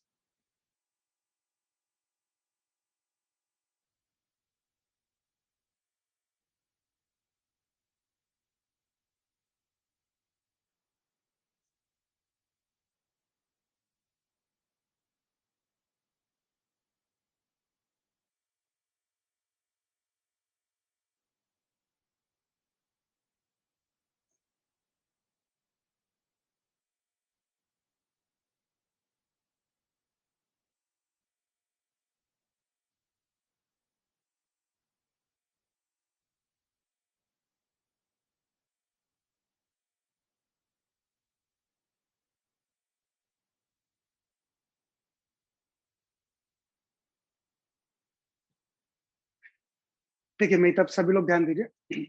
हम ए पार्ट की बात कर रहे हैं। ए में किसको डिस्कस किया गया? 1 और 4 को। क्या statement? Screw gauge 1 is less precise but more accurate then 4। बताओ 1 की बात करें, ये 1 है, ये 4 है। तो आपके screw gauge 1 is less precise than 4। बताओ ये तो सही है, क्योंकि ये कम है स्पैन, ये स्पैन ज्यादा है। तो 1 जो है ना लेस प्रिसाइज है विद रिस्पेक्ट टू, इतना सही। But more accurate than screw gauge 4। बताओ एक्यूरेसी देखो। बताओ इसकी मीन लाइन भी बिल्कुल सेंटर पे ही आएगी यार। और स्टैंडर्ड बताओ, इसके बीच में गैप बहुत नेग्लिजिबल है। और यहां पर देखो इसके बीच में गैप बहुत ज्यादा है। तो बताओ ए पार्ट तो यार परफेक्ट है कि ये लेस प्रिसाइज है बट मोर एक्यूरेट है देन 4। ए पार्ट, मैं सभी लोगों ने ए पार्ट को सही बोला, तो ए पार्ट तो पक्का सही। Second part, B part. B part में हम किसको किसको कंपेयर कर रहे हैं, 2 और 3 को कंपेयर कर रहे हैं। क्या कहा जा रहा है, screw gauge 2 is more precise, screw gauge 2 is more precise than 3। बेटा 3 की विड्थ तो कम है यार, 2 की विड्थ ज्यादा है। तो पहले बात तो ये कौन प्रिसाइज ज्यादा है, आपके ये प्रिसाइज ज्यादा है, ये लेस प्रिसाइज है, जबकि ये बोल रहा है 2 इज मोर प्रिसाइज। तो बी ऑप्शन प्रिसाइज वाला तो गलत हो गया। अच्छा एक्यूरेसी वाला देख लेते हैं, less accurate than screw gauge 3। बताओ एक्यूरेसी वाली बात, क्योंकि इसकी ये सेंट्रल लाइन ये आएगी, जबकि बताओ इसकी सेंट्रल लाइन यहीं पर आ जाएगी, तो एक्यूरेसी आपके पास तो इसकी कम है। मतलब इसका सेकंड हाफ तो करेक्ट है, फर्स्ट हाफ गलत, फर्स्ट हाफ गलत हो गया, तो इसका मतलब बी पार्ट तो गलत हो गया, ए पार्ट अभी सही है। ठीक है, सी पार्ट पे आते हैं। Screw gauge 1 is less precise, 1 और 3 की बात की जा रही सी पार्ट में, 1 and 3। Screw gauge 1 is less precise, 1 is less precise than 3, बिल्कुल सही है, but more accurate than screw. बेटा बताओ दोनों के लिए सेंट्रल लाइन बिल्कुल यहीं पे तो आ रही है, दोनों की बताओ एक्यूरेसी मेरे क्या होगी, सेम होगी, क्योंकि दोनों ऑलमोस्ट सेंट्रल पे लाइन है। तो बताओ फर्स्ट हाफ करेक्ट है, सेकंड हाफ गलत हो गया, तो सी गलत। डी को देख लेते हैं भाई, स्क्रू गेज 2 इज लेस, 2 और 4 को कंपेयर कर रहे हैं, screw gauge 2 is less precise than 4, सही बात है, बट मोर एक्यूरेट। बताओ इसमें ये गैप कम है यार, इसमें ये गैप ज्यादा हो गया। बताओ डी भी सही है, correct answer is A part and B part. पहले तो सभी लोग इस ग्राफ के कंसेप्ट को समझ में आ गया, पूरी तरीके से क्लियर। कोई भी डाउट बेटा इसमें किसी को भी, कंप्लीट कर लीजिए। बेटा सी पार्ट में प्रॉब्लम क्या है, अगर मैं 1 और 3 की बात करूं तो दोनों की एक्यूरेसी बिल्कुल सेम है, क्योंकि दोनों के लिए लाइन जो है ना उसको ऑलमोस्ट ओवरलैप कर रही है। तो हम लेस या मोर की बात ही नहीं करते, सेम एक्यूरेसी की बात करेंगे, इसलिए हमारे पास जो है ना सी पार्ट को हमने गलत कर दिया। और 19 का आंसर बताइए। देखो यहां पर मेरे पास एक रिलेशन दिया हुआ है, आर इज इक्वल, सभी लोग मेरी तरफ ध्यान दो, r is equal to 1 minus a upon 1 plus a. और मुझे एरर बतानी किसमें, आपकी डेल्टा आर की वैल्यू मुझे फाइंड आउट करनी। सब लोग मेरी तरफ बताओ, ये डिवीजन में है एक तरीके से, तो मेरे पास लॉग वाली ट्रिक एप्लीकेबल। तो अगर मैं यहां पर बात करूं, एल एन आर की बात करूं, is equal to l n of 1 minus a, ये क्या हो जाएगा, माइनस का l n of 1 plus a. अब बताओ अगर मैं इसको डिफ्रेंशिएट करूं, तो बताओ ये हो जाएगा D of l n r. ठीक, अब बताओ इसकी बात करें, ये आ जाएगा is equal to D of l n 1 minus a minus d of l n 1 plus a. ये आपके पास रिलेशन है। अब देखो आपको पता है D by D x of l n x, बताओ क्या हो जाएगा, 1 बाई एक्स। सिमिलरली अगर मैं बात करूं D by D x of 1 plus x, बताओ एक्स का कोफिशिएंट 1 है तो बाहर 1 आएगा, बताओ ये कितना आ जाएगा, this is 1 upon 1 plus x ही तो आएगा। एक्स का कोफिशिएंट 1 मैंने डायरेक्ट बताया था ना, और ये हो जाएगा 1 अपॉन 1 प्लस एक्स। तो D of l n x कितना हो जाएगा, this is d x upon x, और डी ऑफ 1 प्लस एक्स बताओ क्या हो जाएगा, this is d x upon 1 plus x. ये यही तो हुआ। अब बताओ इसकी वैल्यू रखी, बताओ ये कितना हो गया, डी आर अपॉन आर। बताओ ये कितना हो गया, अगर मैं इसकी बात करूं, तो ये आप अगर मैं dx है इधर जाएगा आपके पास, तो बताओ ये कितना आ जाएगा, this is dx upon D. यहां पर x की जगह बताओ क्या मैंने 1 माइनस ए हो गया आपका, तो बताओ ये हमारे पास क्या होगा, this is d a upon, यहाँ -1 है तो minus d a upon 1 minus a. ये बताओ माइनस का ये कितना हो जाएगा, d a upon 1 plus a. बेटा सभी लोगों को बात क्लियर है भाई? देखो यहां पर x का कोफिशिएंट देखो, समझ लो मेरी, तो D by D x of 1 minus x, बताओ x का कोफिशिएंट -1 है तो -1 बाहर आ गया, क्या हो जाएगा, dx अपॉन 1 माइनस। बताओ ये यही तो हुआ। तो बताओ ये यही तो एक्सप्रेशन है, सभी लोग मेरी बात से सहमत हो? कोई डाउट इसमें? अब बताओ अगर मैं इस केस की बात करूं, this is d are upon r, एक माइनस बाहर ले लें, इनफैक्ट माइनस डी ए बाहर ले लें, this is 1/1 minus a plus का 1/1 plus A.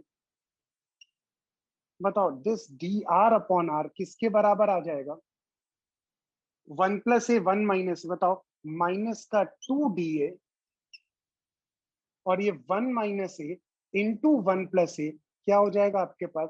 This is -2 into DA upon 1 minus a square. बताओ अगर ये आपने यहाँ पे लिख दिया, बताओ ये वैल्यू क्या हो जाएगी? D r is equal to r minus का 2 DA upon 1 minus a square. अब बताओ आर की वैल्यू अगर मैं यहाँ पे पुट कर दूं, तो बताओ ये डी आर की वैल्यू क्या हो जाएगी?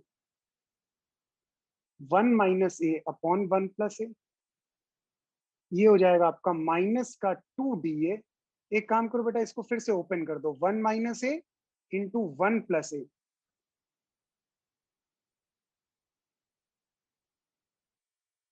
बताओ 1 माइनस ए कैंसिल।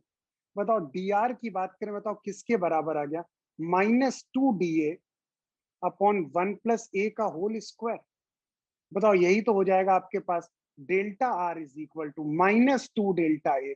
कोई ऑप्शन है ये?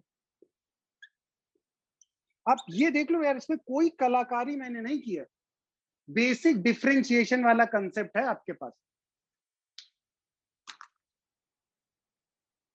dx अपॉन, अगर मैं बात करूं, सब लोग मेरी तरफ बेटा ध्यान दो, d by D x of, अगर मैं बात करूं यहां पर क्या था हमारे, हमें फाइंड आउट क्या करना था इस केस पर्टिकुलर केस में? पहले यार नोट करो बेटा, फिर एक्सप्लेन कर दो।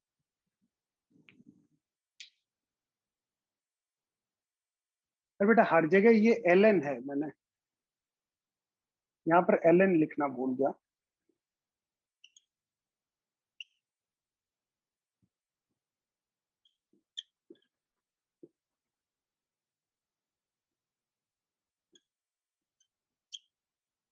नोट करिए, फिर मैं एक्सप्लेन कर देता हूँ।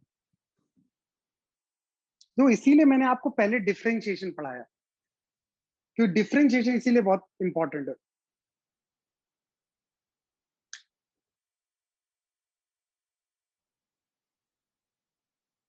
बेटा देखो, हमारे पास एरर को हम लोग, इस एरर को डिफरेंशिएट इसीलिए तो कर पा रहे हैं। हम कब डिफरेंशिएट कर पाते? जब हम कहते हैं डी आर बहुत स्मॉल होना चाहिए, वेरी वेरी स्मॉल। अब बताओ उसने हमसे क्या बोल दिया? डेल्टा ए के रिस्पेक्ट में बहुत स्मॉल है, इसका मतलब बताओ उसे डिफरेंशिएशन से हम कर सकते हैं, इसलिए ये दिया हुआ है।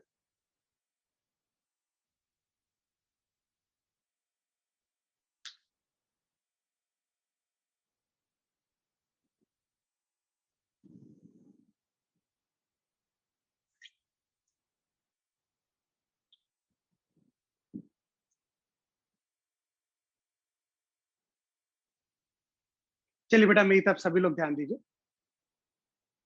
सभी लोग मेरी तरफ ध्यान दीजिए बेटा। देखो तुम्हारे पास, सभी लोग ध्यान दो, बताओ तुम्हारे पास ये स्टैंडर्ड फॉर्मूला है, D by D x of l n x, बताओ किसके बराबर होता है? 1/x। ठीक, अगर यही हम बात करें d by D x of l n 1 plus k x, के कोई भी कांस्टेंट है, तो हमने क्या होता है, जो x का कोफिशिएंट होता है उसे बाहर लिख लो, तो वो k हो गया। और बताओ इसका डिफरेंशिएशन क्या होता है? 1/1 प्लस के एक्स, यही तो था। ये स्टैंडर्ड फॉर्मूला यहाँ पे हम यूज कर रहे हैं।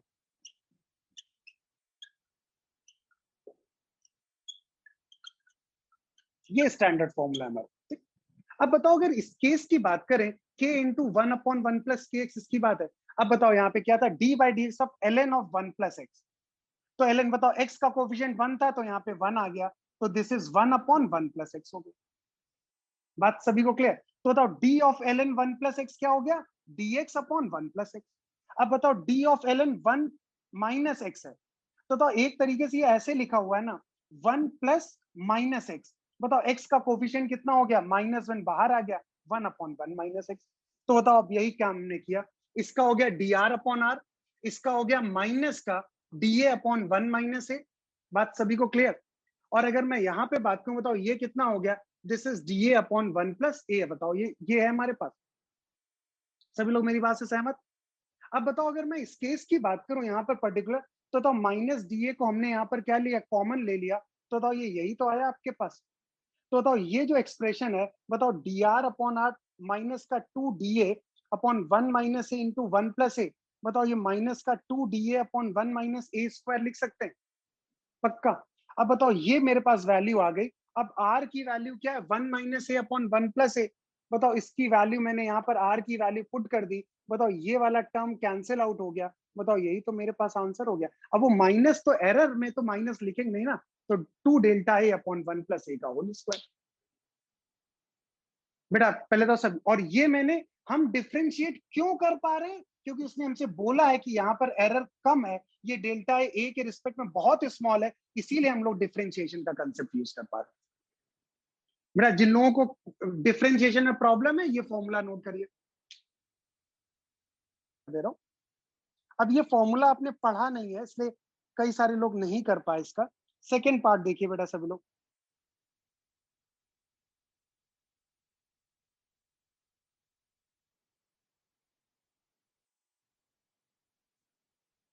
ये आप लोगों को बेटा फॉर्मूला नहीं पता, तो इसलिए मैं फॉर्मूला आपको दे दे रहा हूं, फिर आप अटेम्प्ट करिए। बेटा एक फॉर्मूला सभी लोग नोट करिए, हमसे ये पूछा गया ना, फॉर्मूला है n is equal to n naught e की power minus lambda t. N naught आपके पास initial number of nuclei,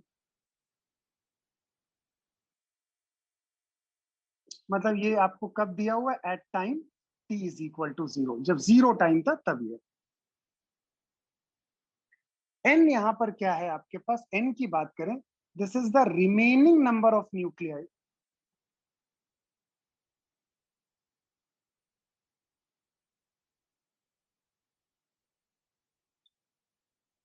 at time t is equal to t। ये t is equal to t पे ये remaining number of nuclei in the sample, ये एक formula आपके पास given है। ये ई है, ई की पावर माइनस लैम्डा एक कांस्टेंट है। अब करिए बेटा क्वेश्चन, देखो कुछ लोगों ने बिल्कुल करेक्ट आंसर दिया, मतलब आप समझ ही सकते हो यार, ये एडवांस का क्वेश्चन है, तो ऐसा नहीं कि बहुत डिफिकल्ट क्वेश्चन, मैंने कहा ना डिफिकल्ट क्वेश्चन ही नहीं आते यार, बस कंसेप्चुअल क्वेश्चन आते हैं, हमें समझना होता है। अब देखो इस केस की बात करें, हमारे पास बताओ क्या गिवन है, मेरे पास कितने डिके कर गए आपके पास, वो है 1000 ± 40 न्यूक्लियाई की बात की गई। ये मतलब वो एरर है आपके पास 40 की। और मुझे यहाँ पर इसकी बात, अब बताओ मेरे पास ये एक्सप्रेशन, सभी लोग बेटा अभी नोट मत करना, बताओ सब मल्टीप्लाई में लॉग ले लें, log e n is equal to log e n naught, बताओ ये क्या हो जाएगा, ई की पावर माइनस लैम्डा प्लस का लॉग ई की power minus lambda into t, बताओ वो यही तो हुआ। अब बताओ ये क्या हो गया, इसको अगर थोड़ा सिंप्लीफाई करें, log e n is equal to log e n naught, ये तो फिक्स्ड होंगे, और ये हो जाएगा माइनस का लैम्डा टी, पावर बाहर आ जाती है, और लॉग ई और ई,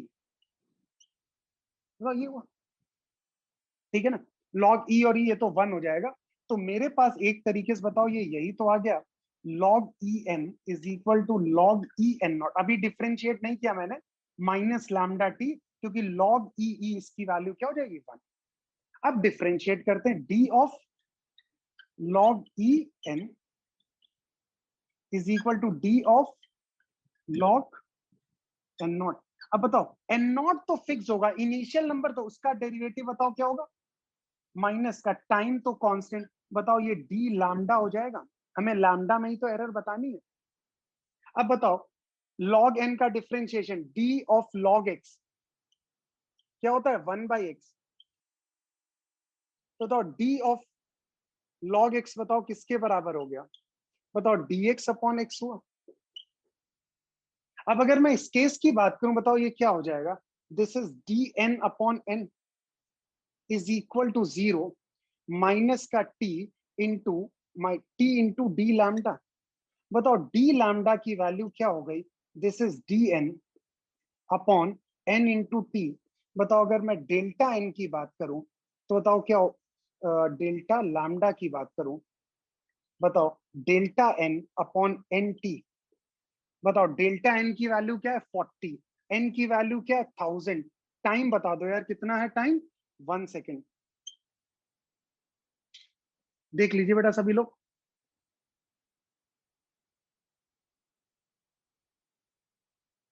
क्विकली नोट करिए।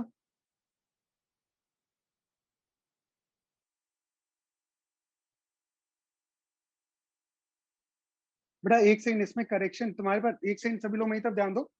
In an experiment the initial number of radio active nuclei is 300 नहीं है बेटा, वो क्या है, एक सेकंड रुको, ये गलत दिया हुआ है, करेक्शन करो। इनिशियल नंबर ऑफ न्यूक्लियाई की बात करें, इनिशियल नंबर ऑफ न्यूक्लियाई वो 3000 होगा, ये इनिशियल नंबर ऑफ न्यूक्लियाई। सभी लोग करेक्शन करो, ये इनिशियल नंबर ऑफ न्यूक्लियाई आपका 3, मतलब ये कब का है, ये at t is equal to 0। और अगर ये at t is equal to 0 है तो दैट मीन्स ये वैल्यू एन नॉट की हो गई 3000, एन नॉट की वैल्यू 3000। ये जो वैल्यू दी हुई है ये आपके पास है number of nuclei decayed in time interval, ये जितने डिके कर गए time interval t is equal to 0 से लेके t is equal to 1 second, ये 1 सेकेंड में कितने डिके कर गए वो आपके पास 1000 है। अब बताओ मैंने बताया n क्या है आपके पास, ये रिमेनिंग नंबर ऑफ न्यूक्लियाई है। अब बताओ अगर 1000 आपके डिके कर गए तो बचे कितने रिमेनिंग, 3000 माइनस 1000, तो बताओ कितने बचे हुए हैं 2000। ये है रिमेनिंग नंबर ऑफ न्यूक्लियाई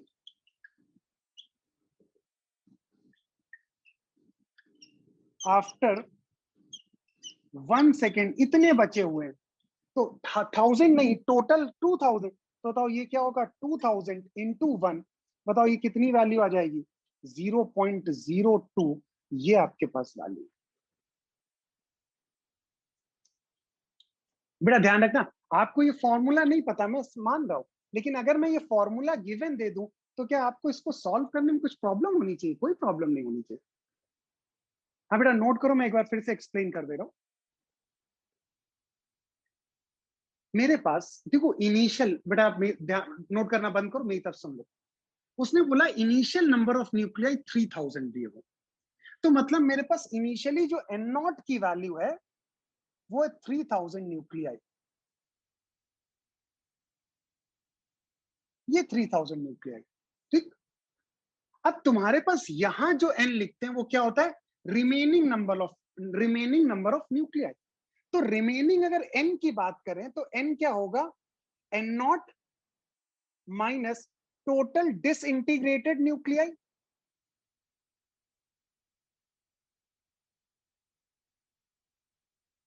मतलब डिसइंटीग्रेटेड का मतलब आप ऐसे समझो जो खर्च हो गए एक तरीके से, जो उस सैंपल में नहीं रहे वो डिसइंटीग्रेट हो गए।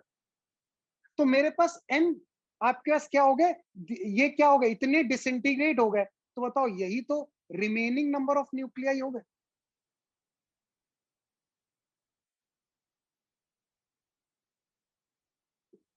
तो कैपिटल एन की वैल्यू क्या हो गई, n naught minus small n, ठीक। ये है क्या, रिमेनिंग नंबर ऑफ न्यूक्लियाई, ये क्या है आपके टोटल नंबर ऑफ न्यूक्लियाई, और ये क्या हो गए, जितने डिसइंटीग्रेट हो गए, जितने सैंपल से बाहर चले गए। पक्का।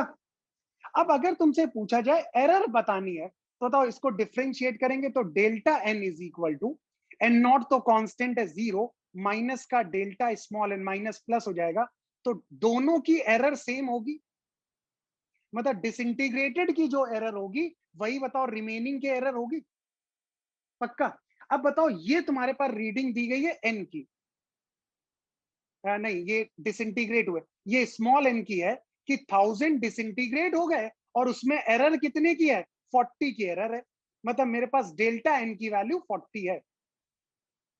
अच्छा, मैंने कहा ठीक, मैंने क्या बताया आपको, फॉर्मूला ये होता है n is equal to n naught e की पावर माइनस लैम्डा टी, और n यहां पर क्या होता है, रिमेनिंग नंबर ऑफ न्यूक्लियाई, जितने न्यूक्लियाई बचे हुए हैं आपके सैंपल के अंदर। तो हमने कहा हमें नहीं पता ये फॉर्मूला कहां से आया, हम अभी एरर में इंटरेस्टेड है। हमने क्या किया, दोनों तरफ लॉग ले लिया, log n is equal to log n naught log e की पावर माइनस लैम्डा टी। बताओ ये पावर है बाहर आ जाएगी, बताओ माइनस लैम्डा टी बार, और लॉग ई इसकी वैल्यू मैंने क्या बताई थी 1, तो बताओ ये क्या हो गया, log n naught minus lambda t. Differentiate करने का, अब बताओ बेटा ये तो एक कांस्टेंट है ना, क्योंकि नंबर ऑफ न्यूक्लियाई तो इनिशियली ये कांस्टेंट है 3000, तो बताओ इसका डिफ्रेंशिएट करेंगे तो 0 हो जाएगा, और टी तो टाइम फिक्स है, तो बताओ डी लैम्डा हुआ, तो बताओ इसका मतलब मेरे पास क्या आ गया यहाँ पर, अगर डी एन अपॉन एन की बात करें डिफरेंट, बताओ माइनस का t into delta D lambda हुआ, ये डिफरेंशिएट क्या डी, बताओ यही तो हुआ।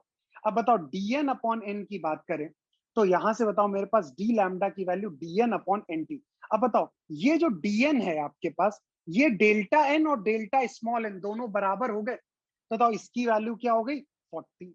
अब एन हमें क्या चाहिए, रिमेनिंग नंबर ऑफ न्यूक्लियाई, बताओ कितने डिसइंटीग्रेट हो गए, 1000 डिसइंटीग्रेट हो गए, खर्च हो गए, बताओ कितने बचे हुए सैंपल में, बताओ 3000 माइनस 1000 कहां किया मैंने, ये देखो 3000 माइनस 1000, बताओ ये 2000 हमारे पास एक सेकंड के बाद बचे हुए हैं, तो बताओ वो 2000, बताओ टाइम 1 सेकंड, बताओ यही तो आया। पहले तो मेरी बात सभी को समझ में आई, कुछ लोगों को इश्यू था, क्लियर है, पक्का रुद्र, बात क्लियर, कंप्लीट कर लीजिए बेटा। ये इसकी वैल्यू स्पर्श, ये वैल्यू देखो इसकी गिवन थी ना 40, तो बताओ अगर मैं इस केस की बात करूं, इसको डिफरेंशिएट करूंगा, तो जो एरर आपके पास रिमेनिंग में है वही तो एरर आपकी डिसइंटीग्रेटेड में है, इसलिए हमने दोनों को बराबर कर दिया।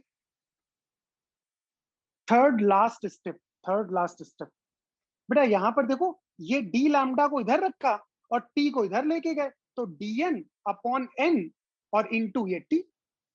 अब डी एन मतलब डेल्टा एन की वैल्यू यहां से वो कितनी है 40, वो 40 रखी, एन की value remaining number of nuclei 2000 रखी, और टाइम 1, बताओ मैंने वैल्यू निकाल, बात क्लियर।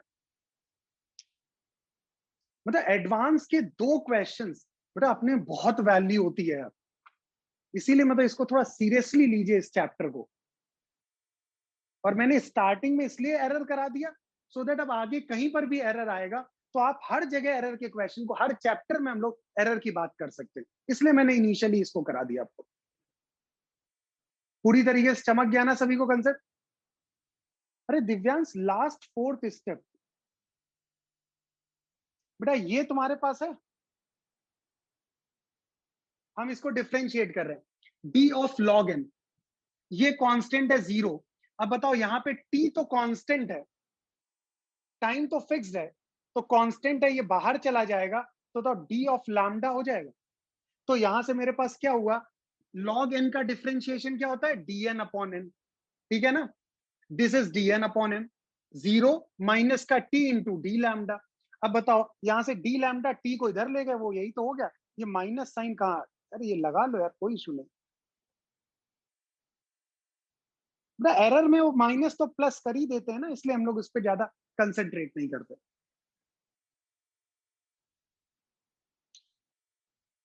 बेटा ये सब्जेक्टिव का क्वेश्चन नंबर 1 2004 में आया हुआ है, तो फॉर्मूला मैं आपको दे देता हूं,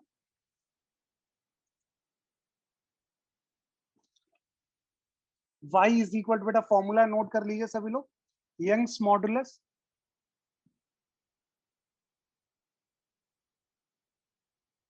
f upon a delta l upon l।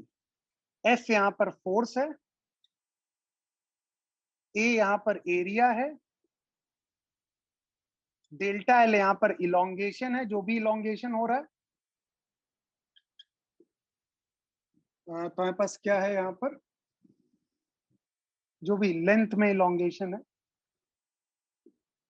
और एल तुम्हारे पास ओरिजिनल लेंथ है। चालू हो जाइए।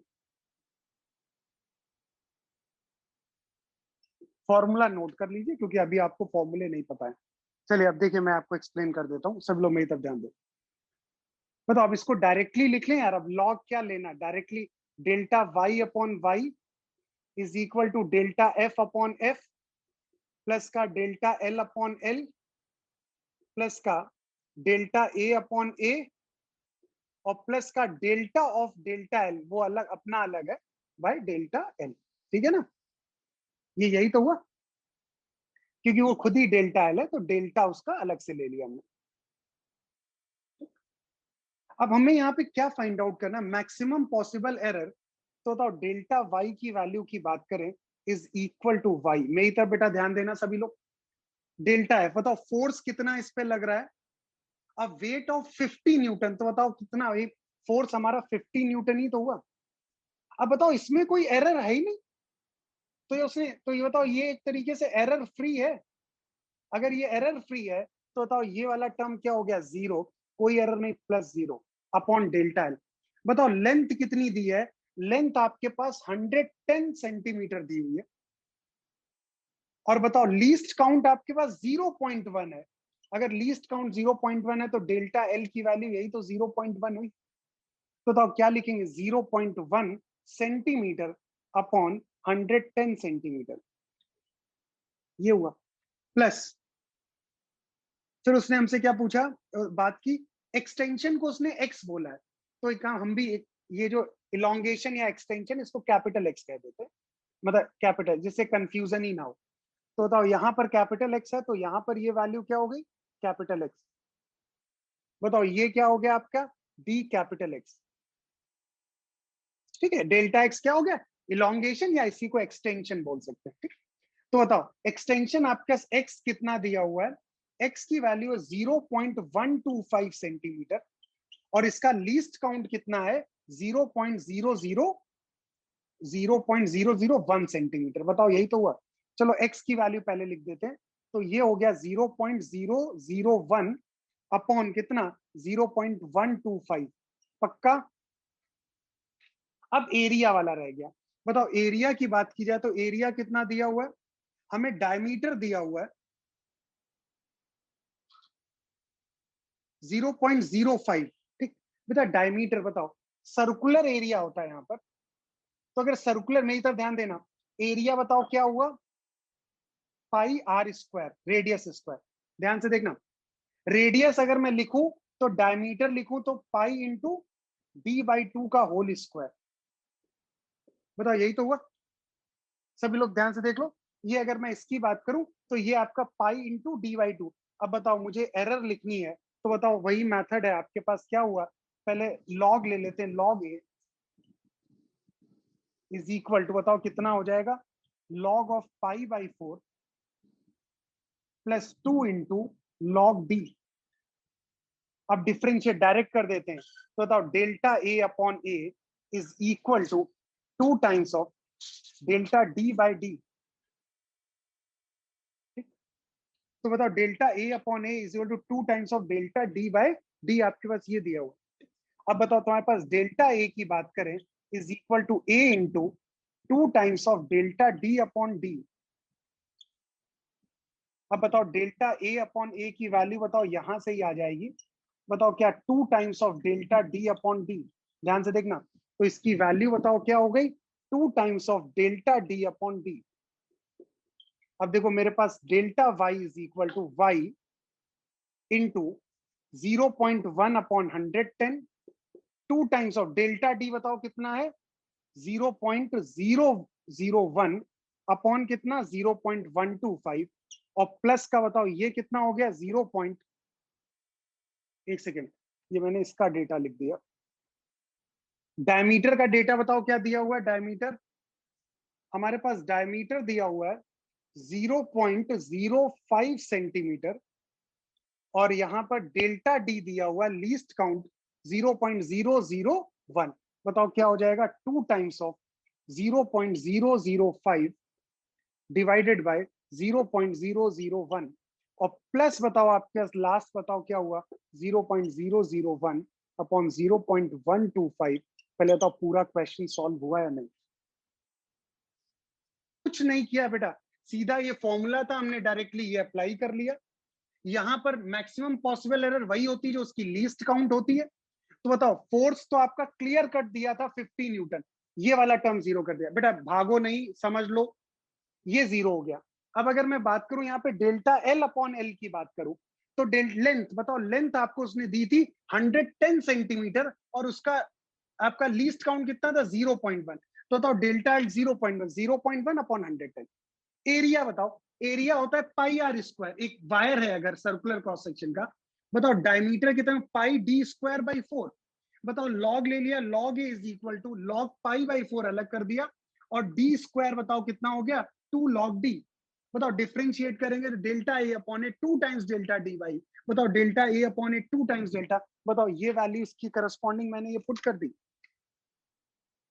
और तुम्हारे पास इलोंगेशन बताओ डेल्टा एक्स अपॉन एक्स। बताओ ये यहाँ पे दिया हुआ है आपके पास। अब बताओ सबकी वैल्यू बस पुट करनी थी, कोई बताएगा किसी ने निकाला है कितनी वैल्यू आ रही है? अच्छा अरे बेटा ये 0.05 है, अच्छा मैंने एक जीरो ज्यादा लगा दिया, ठीक।